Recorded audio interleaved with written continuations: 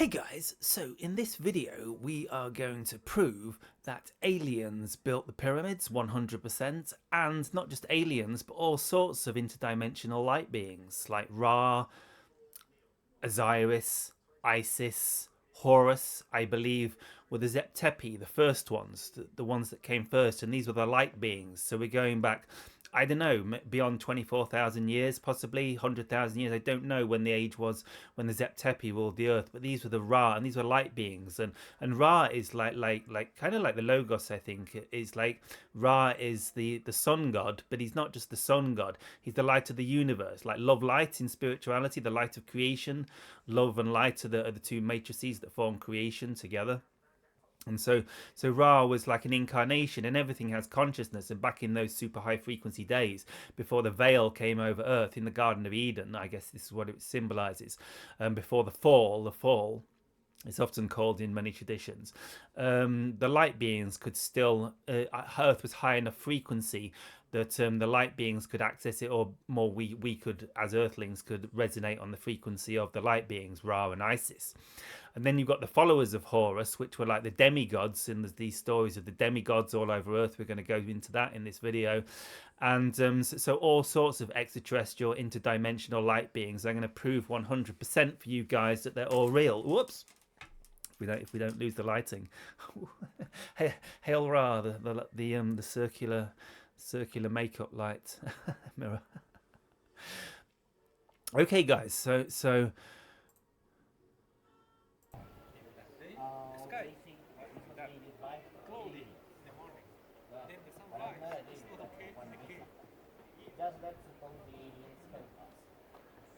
this is alien tech. People say the aliens are superior than us in intelligence.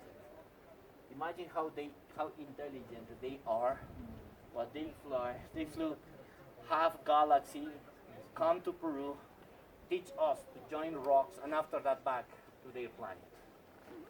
Do you think that is smart? No, for nothing. Right. But look at, for example, right? Look at, for example, how my ancestors, they really... Okay, let's look, for example, how his ancestors, and I do believe they were his ancestors, it's just I believe his ancestors were the aliens, and the aliens actually existed like 24,000, 100,000 years ago. So I took a little bit of flack, not as much flack as like Billy Carson and Graham Hancock have taken over the years. You know, like some people even called me a white supremacist. That was the Graham Hancock thing. They turned it on me when I was getting a lot of views on TikTok on this. And it's, you know, some people, you know, think I'm saying it wasn't made by the Peruvians, it was made by white men. I think that's kind of the thing. Incidentally, I think the Atlanteans were blue. So that, but kind of like looking like the Peruvians. I can see like that they weren't blue. They had blue bloods because it was copper based blood, like lots of organisms on Earth have today. I think cuttlefish are blue bloods, and crustaceans, snails, octopuses, some creatures on Earth do have a copper based blood transportation system. And the story goes that the Anunnaki were blue blooded. So let's not go on too much of a tangent. So I do believe the Peruvians and the Andeans were the descendants of Atlantean Lemurian hybrids, beings that existed over 12,000 years ago, and these were the builders of these structures. So I don't mind if I can turn the volume down and we just play it again, so you don't have to listen to the tour guide. Hopefully that cuts out the volume. So we can look at it without the tour guide making fun of aliens. So I wasn't in the mood for intervening this day. The energies are so powerful in these spots. It's like everyone's going through the mill in these places. So there's a lot of these interesting knobs here. You see these knobs. So I think we'll maybe I guess see if we can find another one to leave running for you guys while Oh no, we can't we can download one, but let's find one more. Yeah, so more steps going up here. So it's these stones. Really, what I'm. Oh, we loaded this. A bit of background. So guys, so what I'm going to share with you in this video, while we're going through the sacred Ausangati bus ride. This was like way up in the Andes. This was about 5,000 meters or something crazy. We did Wachuma, the San Pedro, the hallucinogenic cactus, and it was crazy. I had a meltdown and fell out with the tour guide. He was kind of my friend, and like we made up in the end before I left Peru. He was one of the last guys I saw actually when I left. I moved to Ollantaytambo near Machu Picchu, which is kind of out like the expat hippie community. It's more tourist area than the Pisac Urubamba community. And but this guy was a tour guide, so I bumped into him occasionally, even though I'd left the community of plant medicine mania, which I'll talk about another time. So yeah, guys. So I'm going to share with you like the evidence. So I ain't going to be making a documentary about this. I just wanted to share that I really have got like some amazing evidence. I just wanted to give you something to watch in the background while we're talking. This is a big one. So this is Ollantaytambo in Peru, and some people think these are giant steps. That the giants weren't that big, guys. They weren't like, well, maybe, but not according to my research. They were like these beings that I'm going to talk about in this video. They were maybe 8, 10, 12, 14. I don't know, maybe even a little bit bigger, but not big enough to walk up these steps. That's actually more modern.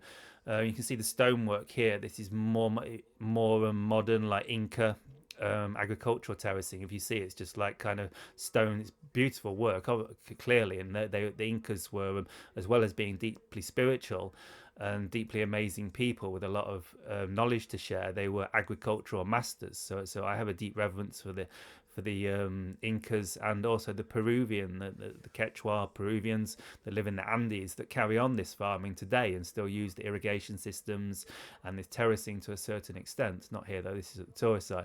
If you look in the background over here where more people are, this is because we're in the ancient alien stuff here. Like, everyone's like, I watch Ancient Aliens, I want to see this bit. But like so we got up the top here, we've got there's many different ages here, like as in Machu Picchu, as in Cusco. We've got the Inca here, what people think are giant steps, they're not really. And this is where it gets super interesting. This is the ancient stuff up here, and this is almost intermediary. And so yeah, guys. So this engineering that I've been showing you this morning, it is, we can't reproduce this today. These walls here, they're so that the tolerances, you sometimes hear like people talking about it, like Graham Hancock and Billy Carson and that, and they'll say you can't get a razor blade through it, you can't get a piece of paper between it. But in certain sites, like here in Ollantaytambo in Coricancha, which I'll show you probably in a later video, I don't think I've got any ready for that, and particularly Coricancha and Ollantaytambo, it's where the tolerances are way more precise than that. There's literally no gaps between the stones. I guess I should get you one of these back up and show it to you, so you can see more, a little bit gaps here. Actually, these are super tight, but where the tour guide was at the top, getting up there, like this bit here, I can there, like around here, this is where it gets super precise, and like literally like some of these there's like no gap between, because I believe they used some kind of softening technique. There's a lot of legends. We're not going to go deeply into the cutting and the softening technique into this video.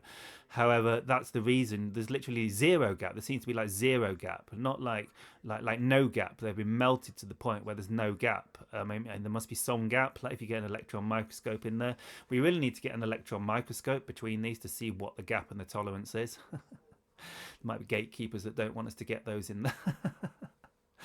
Anyway, so but if I just play this in the background, hopefully the volume is down and you guys can hear this, me speaking. So what I'm going to share with you guys now is the evidence. Like, I've been doing a lot of research. Like, I've been away from YouTube for a while. I've been through a deep spiritual process and a healing process, and I'm coming back reborn, it seems. I'm still alive. Bigger, badder, fatter, stronger. Not fatter, actually, thinner. And so yeah, so what we've got massive evidence. I've had a massive breakthrough, guys. So we're 9 minutes in, and so I'm just going to start sharing some of this information. So it's basically based on myths all around the world. So basically, if we look at these sites, this technology like we see here, it appears all around the world. What else have we downloaded?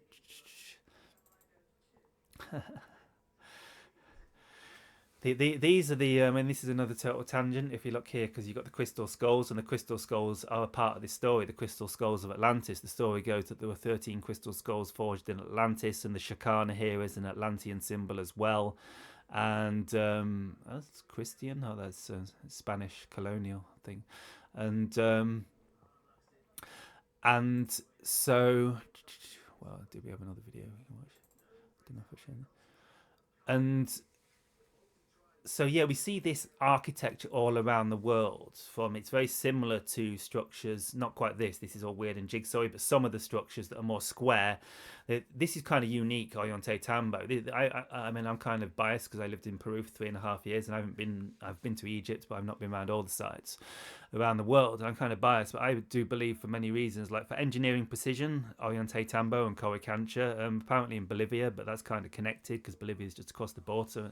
They look very different, the architecture in Bolivia. Actually, there is some here in Ollantaytambo down the bottom that looks similar on a smaller scale to the Tiwanaku in Bolivia and Pumapunco in Bolivia, where we see the same incredibly high tolerance engineering that is impossible to replicate today. I've been researching this for years, and I'm a qualified engineer, and I do believe this is impossible to replicate today.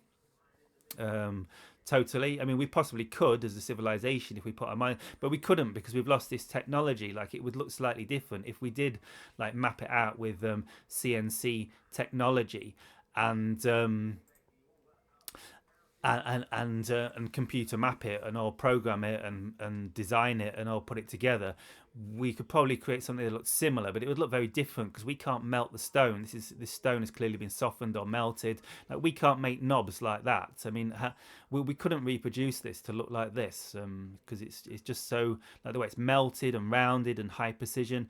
We might be able to, like with CNC, produce these kind of CNC cuts, but we can't like melt it and round it like this. So we basically can't do this. We probably couldn't do all this precision anyway, especially some of the almost like zero tolerance joins that we see possibly along here. Definitely in Coricancha. That's a pretty good one. Is it there? I mean, you can see like it's like they don't use mortar. Like, if you look at all buildings today, like even the best buildings of the world, they've got mortar. We can't build buildings like this without mortar. You get like simple basic brick kits these days, but nothing like this. And so basically, I've always understood that, you know, this engineering is way more advanced than what the official like Bronze Age copper tools and chisels and sand, and it's completely ridiculous. I mean, look at the precision of that. That's like a laser cut more advanced than like stonework we do today, and it's like if we come back to the tour guide making fun of aliens. Get quite a good view of the wall here. You know, look how it's a jigsaw puzzle. There's a famous beer that I drunk quite a bit of called Cosqueña beer, and it's got like the 13 angled stone. I can't remember what the number is. It's a famous one of these stones. Some of the stones have got crazy amount of angles to fit in the joins. If you look up Cosqueña beer, CUSQENUEA, I think I spelled that wrong with something like that. And so yeah, and so just going. So I guess we dive in now, guys. So we got. So I just want to kind of explain like that this this appears all around the world. Yeah, this same kind of architecture variation where they're using megalithic blocks between 1 ton and a 1,000 tons. Some of them in never remember the place of that, but there's a place where there's 800-ton stones, the Temple of Jupiter in somewhere else in the Middle East, but everywhere, like Bolivia near here, Mexico is similar, and then we've got Japan, China, Egypt, and then you got the Easter Island statues, very similar technology. And I'll dive in now, and you'll see this. So basically, my research culminated in me typing into like a couple of days ago. I've been using the Architect AI model by Robert Grant. It's just kind of tuned to this quite well, and I said to it, "Can you list all the places in the world that have myths of stone levitation technology. And the amount that came up, that had myths, technically, no, I put myths of levitating stones with sound or with chanting. I'd come to the theory that they use some kind of chanting or toning to levitate the stones, and that's how they were able to move these incredibly large stones that we see here. I mean, these aren't the largest ones, but some of these must be, I don't know, they're very big, 10 tons maybe, some of these, I don't know, you can't lift these. These are all made out of the hardest stones in the world. And so yeah, and so the list that it came up with of countries that I'll get to in a minute that had these, that had myths of stone levitation and like magical techniques for forming these is incredible. Just before I get into that, I just thought I'd give a quick bit of background. I then asked it like how many civilizations around the world have flood myths. And so because the idea is, the theory that we're all researching, like is the idea that there was a flood over 12,000 years ago. It's known there was something called the Younger Dryas, the melting of the ice caps with the floods, and there was mass megafauna extinction. And that there was also this theory that there was Atlantis, Plato's Atlantis, that was an advanced civilization that seeded all these cultures around the world. And this is the idea that and the amount of cultures that all everywhere around the world has the same story. Basically, that there was a great flood. After the flood, shining ones came, great beings of light with great powers. They taught us agriculture, mathematics, astronomy, architecture, spiritual sciences, and how to birth civilization and create councils and governments. And like basically every planet place in the world has this ancient myth. There was a flood, and then after that shining beings came and taught them how to build civilization. And also most of the cultures have around the world myths that these beings were able to levitate stone by chanting or through mantra or with sound. So I'll just literally reel off all the cultures that do. I've got the list here. So flood myths are among the most universal mythological motifs, appearing in nearly every region and cultural lineage. They describe a catastrophic deluge, often sent by divine beings, intended to cleanse, renew, or reset humanity or the world. Here is a global survey by region. Mesopotamia and Near East. Sumeria. Ziusudra survives a divine flood. Eridu Genesis. I think Eridu Genesis is the name of the text. Babylonian. Utnapishtim. God, these names are so easy to say. This is going to be fun. Babylonian. Utnapishtim in the Epic of Gilgamesh built a boat. Akkadian. Artrahasis builds a vessel to save humanity. Hebrew, Israelite. Noah's Ark in Genesis. Persian, Zoroastrian. Yima builds a subterranean enclosure, Vara, to preserve life from a deadly winter/flood. Greco-Roman, Greek. Deucalion and Pyrrha survive Zeus's flood by building a chest. Roman, Ogyges flood, and later Deucalion's flood adopted into Roman law. Celtic and Norse, Irish. Partholon and Cessair myths involve waves and floods. Welsh. Dwyfan and Dwyfach survive a deluge in an ark. Norse. Bergelmir escapes a flood of Ymir's blood after the primordial giant's death. Africa, Egyptian. Flooding of the Nile, mythologized as tears of Isis, but no total deluge. Yoruba, West Africa. Great flood stories involving Alukan, goddess of the sea, Dogon, Mali. Flood myths tied to Nomo, amphibious creator beings. Indian subcontinent, Hindu, Vedic, Puranic. Manu is warned by Matsya, fish avatar of Vishnu, to build a boat and survive the Pralaya, cosmic flood. Buddhist, Jataki tales. Similar flood rescues occur in some retellings. East Asia. Chinese. The Great Yu controls a world flood by dredging rivers. Xia dynasty legend. Miao and Yi tribes speak of two siblings surviving a global flood and repopulating the earth. Japan, Ainu, flood myths involving Kamui spirits punishing humankind.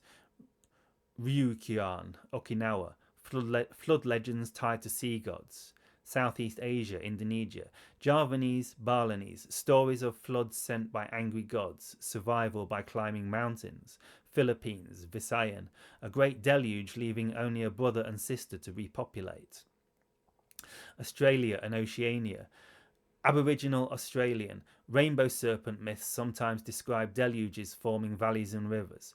Hawaiian, Nu survives a flood in an ark. I'll let you guys watch while I'm speaking. The evidence. Hawaiian, Nu survives a flood in an ark on Mauna Kea. Maori, New Zealand, Ruatapu causes a flood, sparing only Paekea, ancestral figure. Pacific Islands, Fiji, Samoa, Tonga, myths of gods flooding islands for impiety, sparing a righteous family. North America, Hopi, a flood marks the end of the Third World. Survivors climb into the First World via Reed. Caddo, Choctaw, Cherokee. Floods destroy corrupt humanity. Survivors repopulate. Inuit, great flood myths tied to the anger of sea goddess Sedna. Mesoamerica, Aztec, Mexico.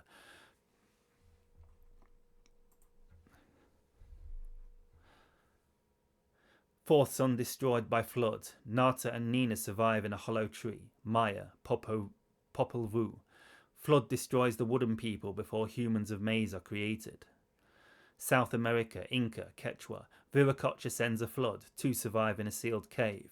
Mapuche, Chile. Kai Kai serpent floods the world. Tren Tren serpent raises land to save people. Tupu, Guarani, Brazil. Flood sent by Monan. 1-man ward to build a canoe. Common themes.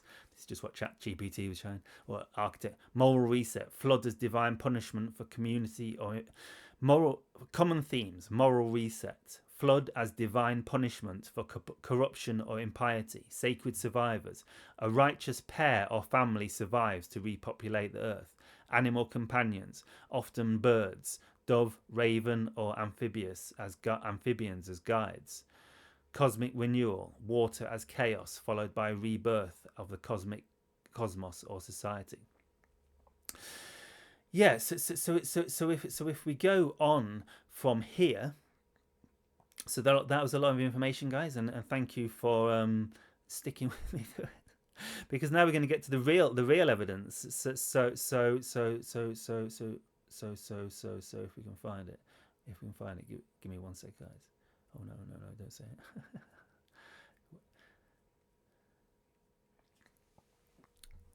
Okay, let's give you another video to watch just while I'm finding it, guys. We've got another one. Oh, here we go. Here we got a good one. So this is up the top, guys. And these are massive stones. I think these are like 70 tons or something, 100 maybe. I'm not sure. These are big stones. This is older, I believe. You can see, if you look closely, symbols. There you go. That's like a kind of...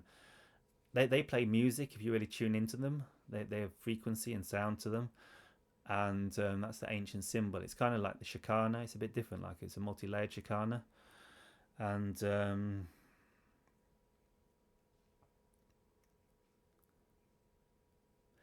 oh yeah, here you go. I found it, guys. We're all right. So this is what I asked the architect. So, can you remind me of the cultures that have myths of levitating and manipulating stones through chanting and sound? Many cultures across continents and millennia preserve myths of levitating stones or shaping them through sound, chant, or resonance. These stories often emerge around megalithic sites or sacred architecture that defies conventional explanation. Here's an overview. So these myths all surround, these places that have all these megalithic structures, and also a lot of them, like Peru, Paracas, Egypt, also have lots of beings with big, huge, skulls, elongated skulls. Are you seeing the puzzle pieces yet, guys? And so this is the real smoking gun. This is the real breakthrough that I feel I've had personally, because I've been trying to work on this. You know, there's a lot of stories that they were done somehow through resonance or acoustics. And if we look at the Vimanas and a lot of this ancient technology, like the Ark of the Covenant, the stories that they were activated through magic words, through mantras. Like literally, it seems there were like magic words or mantras that the initiates would know to activate these technologies. And I don't fully understand how it works, fortunately. Otherwise, I'd have probably destroyed Ollantaytambo. Living a year and a half though, I was in Ollantaytambo, getting activated in this crazy portal site. So yeah, so here, guys, I'll let you watch the power portal video. This is the Temple of the Sun. So we're basically it's a sun word. They were a big solar worship race, and my friend Hanovi, some of you may know, who lives there. She is very much into that solar worship. I don't know. I do myself as well to a certain extent. I love the sun. Sun gazing is great when it first comes up in the morning. So before like the first like 30 minutes, an hour, and it rises in the morning, it's safe to look at. Apparently, it hasn't done me any harm. And so it does me lots of good. It makes me happy and joyful and healthy. So okay, guys. So what? Can we put this on the site? Yeah, we can just put it on repeat. Wow, it's a miracle, guys. Why didn't I think of that? So it's first back making these videos after a while. So we've got a lot of new information. I've got a lot of research, and I feel like this is a big breakthrough. So here we go, guys. This is the evidence that aliens built the Earth. We might have to go a little bit deeper after this to actually prove that it was aliens and extraterrestrials. So, but this is the evidence. Those of you that understand what I'm talking about and have a little bit of knowledge about this could like basically, like I say, these are myths from the world about being able to levitate stones. So one, Tibetan and Himalayan traditions, monks and horns. Dongchen. Legends say Tibetan monks used chanting and long horns to levitate stones up cliffs for monastery construction. Swedish engineer Henry Kelson's 1930s account describes 19 priests chanting in semicircles, horns arranged in an arc, and stones rising in rhythmic pulses. Stones were said to move in a parabolic arc toward clifftop sites. 2. Egyptian traditions. Pyramid construction myths. Ancient texts and later Arab chronicles, e.g. al-Musadi, speak of magic papyri or words of power that made stones float or glide. Temple sound chambers. Resonant chambers in places like the Serapeum suggest ritual use of sound frequencies. Inca and pre-Inca Andes. Legends in Cusco, Ollantaytambo, and Sacsayhuaman. So this is Ollantaytambo we're looking at now, guys.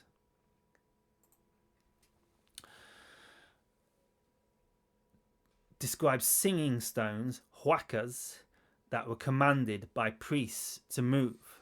So one of these sites here, guys, have we got a one on here? We've got Napa Waka. Here we have. Could this be it? Is this Napa Waka? Yeah, so there's a specific site called Napa Waka. Most people know it as Napa Iglesia, but I was introduced to it by a Peruvian local as Napa Waka.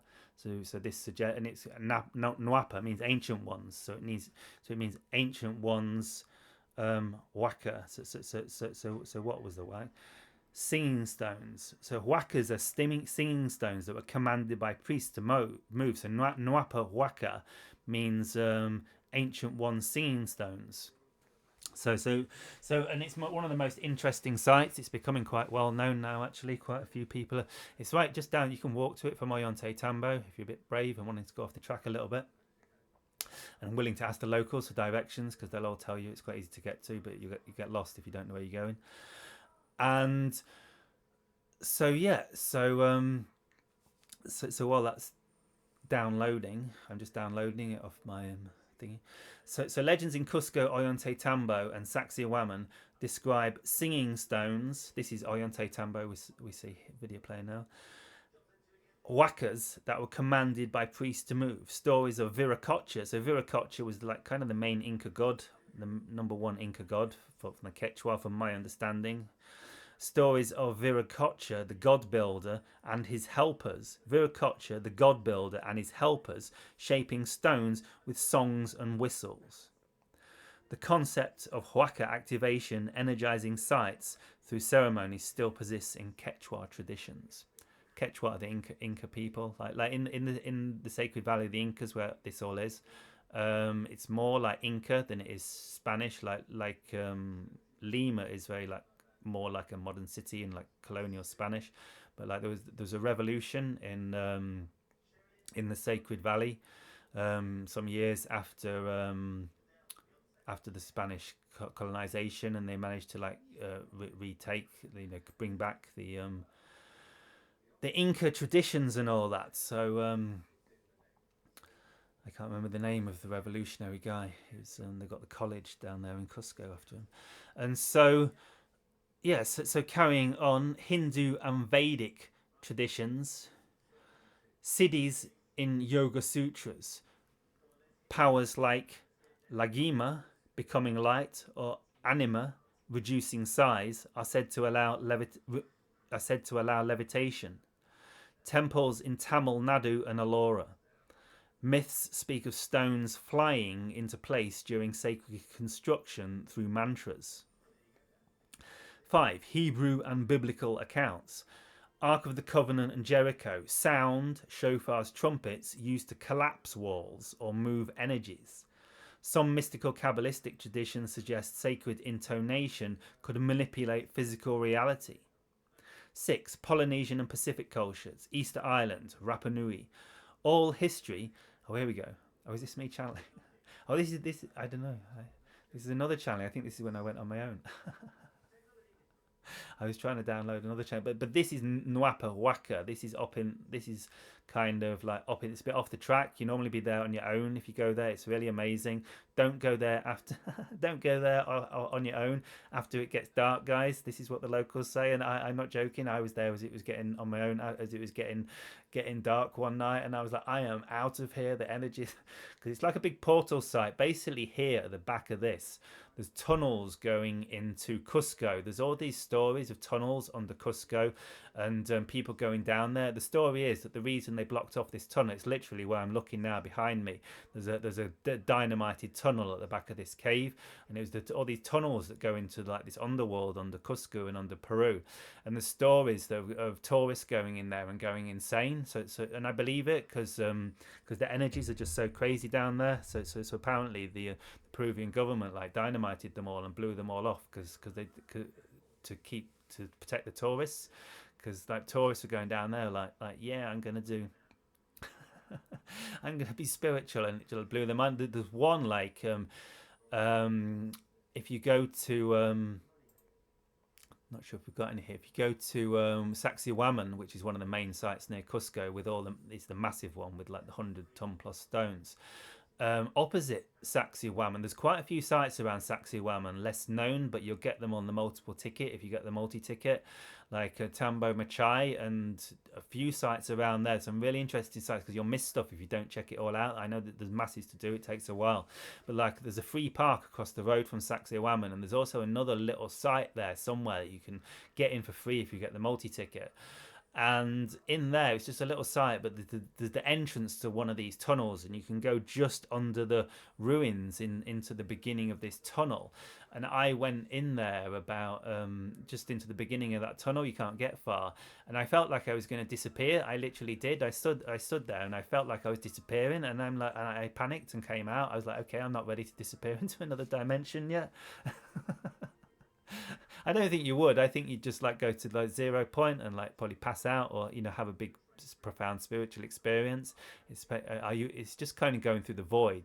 I don't think, but you can phase shift. You might do like I did in the forest with the ETs. Like if your frequency goes too high, you can like literally phase shift and shift reality. I think this is how that they levitate the stones. When the frequency gets high enough and coherence is high enough and like intent is more focused enough, you can literally, like, this is what happened in my ET contact experience. You can collapse into light, collapse to the 0 point, and like I moved to a different part in the forest because it's all an illusion. And so this is a major portal site. This is Nwapa Waka, which we now realise means ancient one singing stones. And so maybe this stone was levitated into place. This one actually seems to be fixed to the floor, so I don't know. Maybe they melted it with tone, with voice. It's very interesting. So back to the evidence. Where are we? Did we do Easter Island? Easter Island, Rapa Nui. Oral history claims the Maui statues walked to their places, possibly through chants and mana, spiritual force. Hawaiian chants speak of moving heavy stones, hawaias, temples, with sacred songs. Norse and Celtic lore. Druids and standing stones. Some myths describe stones that dance or move on solstices, activated by incantation. Norse runic magic, Galdr. Vocal spells said to... I'm going to change this because you guys are going to be focusing on that. I think it's a bit distracting, don't you think? Watching me channel in silence. So Norse and Celtic lore. Norse runic magic, Galdr. Vocal spells said to shift matter or imbue objects with power. Vocal spells. It's all sound. It's all incantation, mantra. It's all the same. Southeast Asia, Cambodian Angkor Wat legends. Incidentally, Angkor Wat, I believe Angkor means Ankh Horus. Ankh Horus means Horus has eternal life. Like you see lots of in pharaohs inscribings, you'll see the Ankh before it. Ankh represents eternal life. It represents like self-realization, resurrection, going through death and rebirth, and being reborn as your soul, your infinite self, no longer identified with the ego mind, and the infinite nature of all reality that we all are ultimately. And so you see like when you see Ankh Horus means Horus has eternal life, but it also means because the Christian traditions are connected to the Egyptian traditions. I believe Yeshua, Jesus, was an initiate of ancient Egypt, and so you see I think it's on St. Paul's Cathedral in London. It says whosoever believeth in me shall have eternal life. And it's the same thing. If you follow your spiritual path far enough, you'll just dissolve into infinity and become like you understand that you are the source, and your identification with the personality structure and your ego identity, it's no longer where your identity is focused. Your identity is rooted in your soul, and you understand your personality structure is only temporary. So you now have eternal life. You're no longer identified with your personality structure as the core of your being. However, before, like most people on earth, they still believe they are their personality structure. So they will die when they die, because that part of you dies when. But then they'll realize that they're just the soul, and they're not really dead, but just that distort. And that's what it means by finding eternal life. Whosoever believeth in me shall have eternal life. That's what it means, because once you're rooted in your soul, you can't die, because only the physical body dies and only the personality dies. And this is what it means by eternal life. And the Ankh Horus has eternal life, because Horus realized this. Horus is not personality ego identified, and so this is what Angkor Wat means. Ankh Horus. Horus has eternal life. So Cambodian Angkor Wat legends, stones were said to be transported by flying Garudas or through sound commands from the gods. 9. Native American traditions. Hopi and Zuni stories speak of stones that sang during the building of kivas and ceremonial chambers. So we got a lot of evidence there. I mean that's like what? It's like about 20 different accounts from myths of sound, vibration, mantra, chant, vocal incantation, song, singing, whistles, sound, vibration in some form being used to levitate stones. So I think we'll wrap it up there for today, guys. But this goes much deeper. I've got much more evidence that goes on to explain like the stories about the Shining Ones and who these beings were, and what they were, and what they are to us. So it's super interesting, guys. So thank you for staying with me to the end, and I shall see you all in another now.